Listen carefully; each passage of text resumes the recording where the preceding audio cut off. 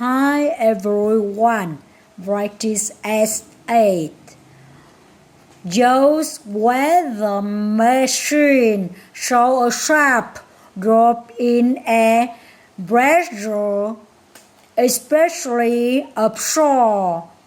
Máy dự báo thời tiết của Joe hiển thị áp suất không khí giảm mạnh, đặc biệt là ở ngoài khơi.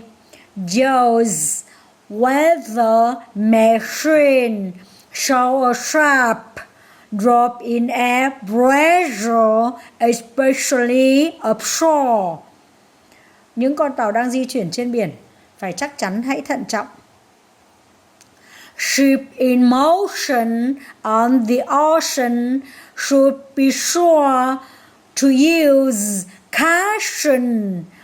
Ships in motion on the ocean should be sure to use caution. Ở châu Á, người ta học phép chia không phải là chuyện lạ. It's not unusual for people to study division in Asia. It's not unusual for people to study division in Asia. Tôi thường dùng cốc đo để đo độ xói mòn.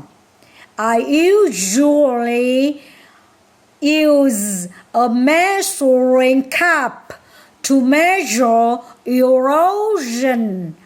I usually use a measuring cup to measure erosion.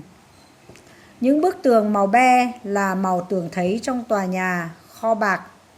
The beige ones were the usual color in the Treasury building.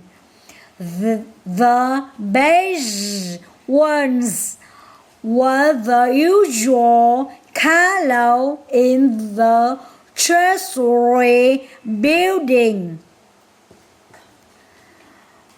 Trời thường nóng vào mùa hè. It's usually hot in the summer. It's usually hot in the summer. Việc tôi đến trễ cuộc hẹn là điều bất thường. It's unusual for me to be late for an appointment. It's unusual for me to be late for an appointment. Thank you.